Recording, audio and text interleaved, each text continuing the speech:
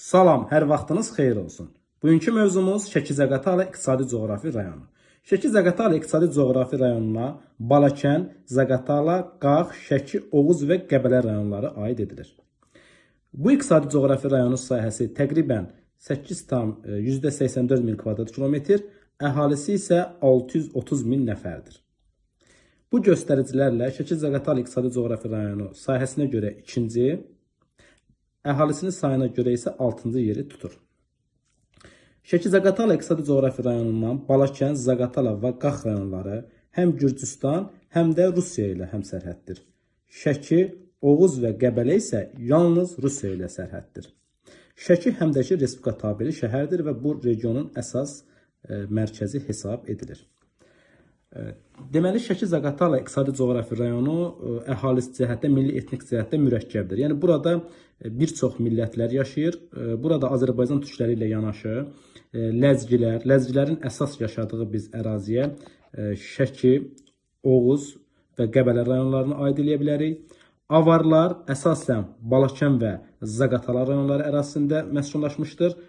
Saxurlar əsasən Zaqatalada, Gürcülər əsasən Zaqatala və Qaxda, Udinlər isə əsasən Qəbələ və Oğuz rayonları ərazisində məskunlaşmışlar.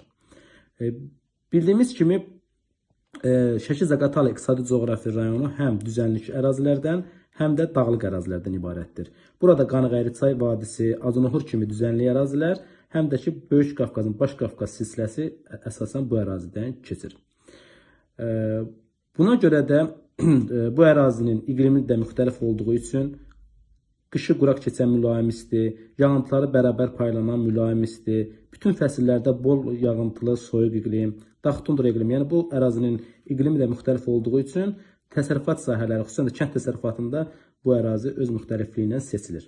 Belə ki, kənd təsərrüfatı sahələrindən əsasən bu ərazidə qərzəkli meyvəçilik, yəni ki, qoz, fındıq, şabalıd kimi meyvələr yetişir. Digər kənd təsərrüfatı sahələrinə, yəni bitkiçilikdən biz bura tütünçülüyü aid edə bilərik. Bununla yanaşı taxılçılıq, gülçülük Zaqatala rayonu ərazisində, çayçılıq, çəltikçilik bu regionun, bu İqtisadi Coğrafi rayonunun əsas əkinçilik sahələridir. Və qeyd etdiyimiz kimi, burada həm dağ, həm də düzən ərazilər olduğu üçün həm yazlıq, həm də payızlıq buğdaların əkini üçün şərait mövcuddur. Heyvandarlığa gəldikdə isə bu ərazidə qeyd etdiyimiz kimi həm düzənlik ərazilərində yay otlaqları, daha doğrusu düzənlik ərazilərində qış otlaqları, dağlıq ərazilərində isə yay otlaqları mövcud olduğu üçün